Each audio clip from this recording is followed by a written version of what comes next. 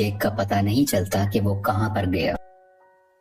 इसी तरह ये सब इंसान पानी वाले एक क्रिएचर को देखते हैं, उस पर भी लोहे की बनी हुई चेन और कुछ छोटे मिसाइल से अटैक करते हैं। इसके अलावा एक ऐसी अल्ट्रासोनिक गन से भी अटैक करते हैं जिससे वो मॉन्स्टर इंसानों पर हमला ही नहीं कर पाता और इंसान इसको बड़े आराम से पकड़ सके। वो बेचारा मॉन्स्टर अपने छोटे बच्चे के साथ तैर रहा होता है जिसने इंसानों का कभी कुछ नहीं बिगाड़ा था, लेकिन वो दर्द से तड़प रहा था, चीख रहा था और आखिरकार वहीं पर मारा जाता है। उसका छोटा सा बच्चा इर्द गिर्द घूम कर उसको आवाजें दे रहा होता है और इंसान बहुत ही बेशर्मी के साथ खुशी में तालियां बजा रहे थे कि वो अपने मिशन में कामयाब हो गए। ये सब देखकर कर्नल का बेटा काफी तकलीफ में होता है क्योंकि उसको इन सब जानवरों की फिक्र थी और वो इस होने वाले जुल्म को बिल्कुल बर्दाश्त नहीं कर रहा होता। इंसान उस क्रिएचर को पकड़कर अपने साथ ले जाते हैं, उसके मुंह के अंदर जाकर ड्रिल मशीन से उसके मुंह के ऊपर वाले हिस्से में सुराख करते हैं जिसके अंदर से एक पीले रंग का लिक्विड निकलता है जो कि एक ऐसा पानी है कि जो भी पिएगा उसकी उम्र बहुत कम स्पीड से बढ़ेगी, यानी उसको जिंदा रहने के लिए बहुत से साल मिल जाएंगे और वो जल्दी नहीं मरा करेगा। और इस लिक्विड की कीमत भी करोड़ों डॉलर्स में है, इसको ये मार्केट में बेच के बहुत पैसा कमाने वाले हैं। अगले दिन मरने वाले मॉन्स्टर क्रिएचर को कब्ज नावी लोग देख लेते हैं। इसके बाद जेक को बुरा भला कहने लगते हैं कि तुम्हारी वजह से इंसान इधर तक पहुंच गए और अब वो हमारे क्रिएचर्स को मार रहे हैं और बहुत जल्द हमें भी, इसलिए जो भी हुआ सो हुआ। ग्रीन नावी लीडर कहता है कि हम इंसानों से मुकाबला करेंगे। इसकी कुछ देर बाद ही जेक का बेटा सबसे बड़े मॉन्स्टर से एक बार फिर मिलने जाता है और देखता है कि उसके ऊपर एक एंकर जैसी डिवाइस लगी हुई है जिसकी वजह से उस मॉन्स्टर को उस डिवाइस ने वहीं रोका हुआ था और वो वहां से हिल ही नहीं पा रहा था क्योंकि इंसान उस लिक्विड को हासिल करने के लिए और भी मॉन्स्टर्स को मारने का इरादा रखते हैं। और इस बार बारी है जेक के बेटे के बड़े मॉन्स्टर की